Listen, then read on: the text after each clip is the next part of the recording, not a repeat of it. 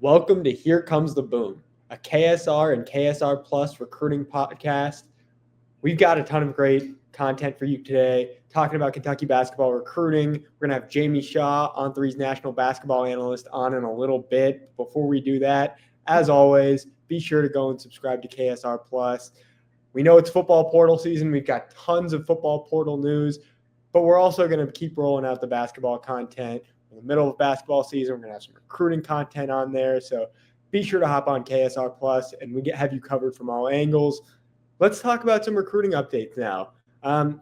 It's been very quiet on the recruiting front. We talked last week about guys like Elijah Arenas reclassifying into 2025. But let's talk about Caleb Wilson. That's what you all want to hear about. I keep hearing Kentucky's in a good spot. I still have my RPM in for Kentucky. I know that North Carolina's right up there. Joe Tipton put out an update saying that North Carolina is making a strong push right there alongside Kentucky. It does feel like those two schools have separated themselves from the pack.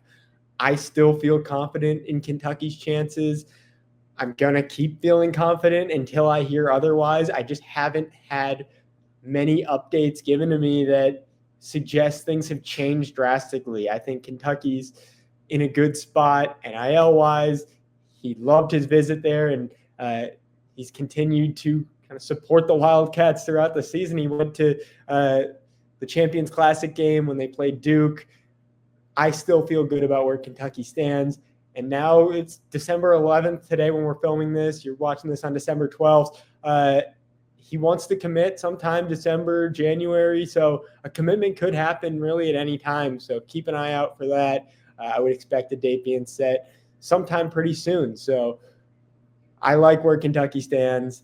Not much new to report, but keep an eye out for that one. Now let's talk about our good friend Andy Ludicky and My Perfect Franchise. Are you a displaced corporate executive or wanting to put your career in your own hands? Or are you an experienced entrepreneur wanting to diversify? Well, Andy Ludicky and MyPerfectFranchise.net can help. Andy is a huge college sports fan and franchise veteran, having owned multiple franchises and businesses. Using his expertise, he helps others find their American dream through a very thorough consultation and evaluation process. Call Andy, put your life and career in your own hands. Best of all, his services are 100% free to you, so what do you have to lose? Find your perfect franchise at myperfectfranchise.net. Let's welcome onto the show On3 national basketball analyst Jamie Shaw to talk about some Kentucky basketball recruiting. Jamie, thank you for joining us today. Man, Jacob, I appreciate you having me on. Always a good conversation.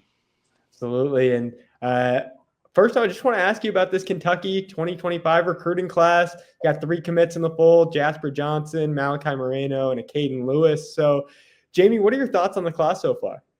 I think Kentucky's done a great job. This is kind of the first real recruiting cycle Mark Pope's had at the high school level. And I think the first and foremost, what he did was he locked up the borders of Kentucky.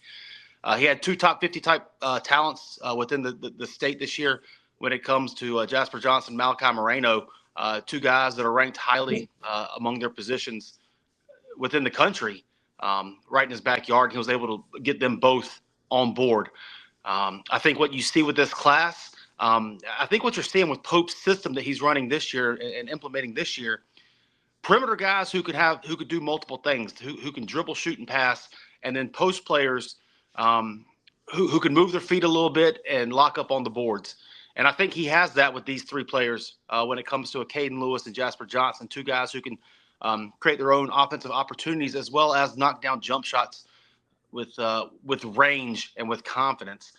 Also with Jasper and a Caden, it's interesting because they're both left-handed. So we'll see how that plays out as they get on the court together and everything too. That's an interesting note with backcourt mates as well. And Malachi is a very good around the basket, around the rim, and the paint protection guy, the back line of defense there.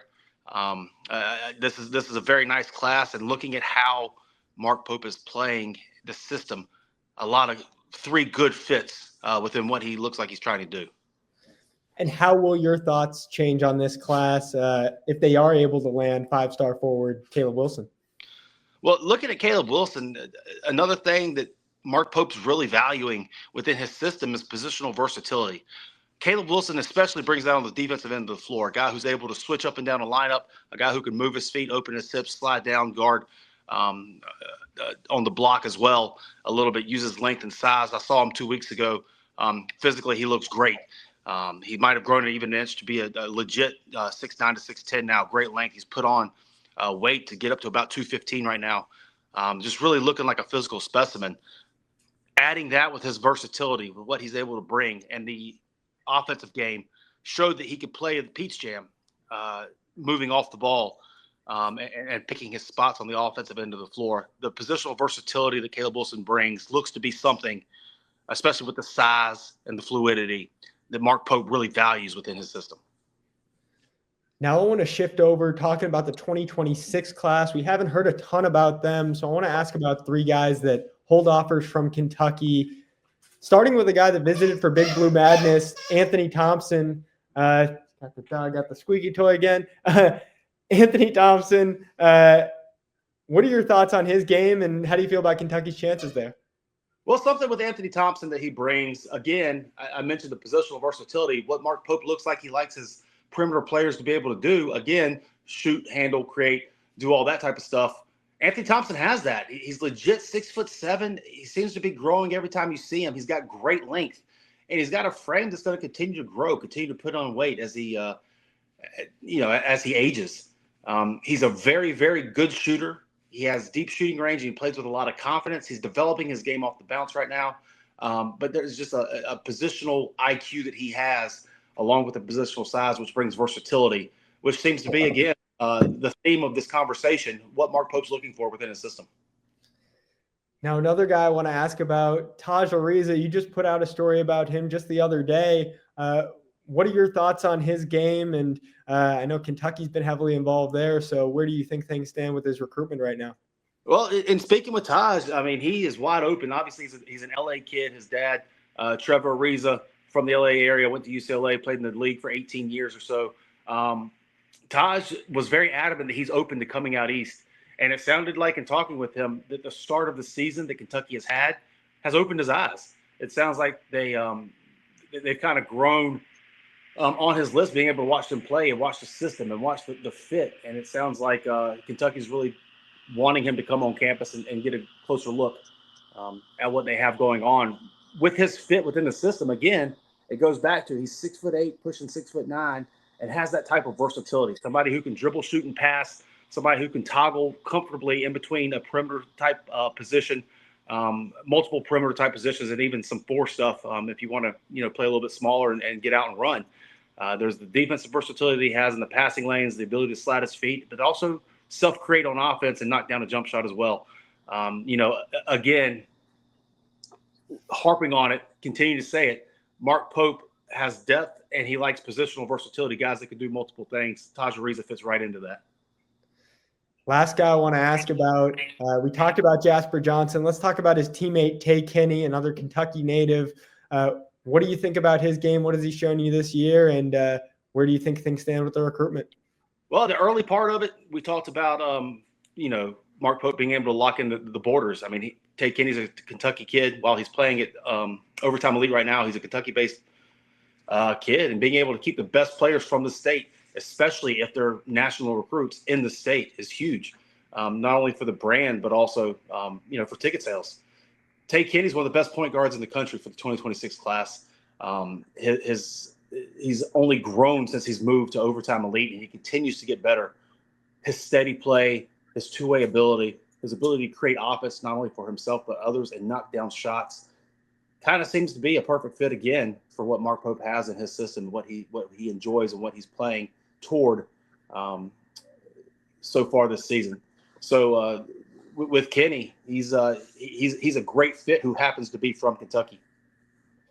Well, Jamie, it's always a pleasure. Thanks again for coming on the show. Jacob, thank you so much. It's always a good time. And my final thought today is about reclass candidates. Looking at this 2026 class, we've already seen one guy, Elijah Arenas, reclassify into the 2025 class. I don't think we're done there. I think we're going to see a lot of 2026 prospects move into the 2025 class. making an already deep 2025 class even deeper. So be on the lookout for that. Thank you for joining us today. It's been a great show. We're going to see you again soon.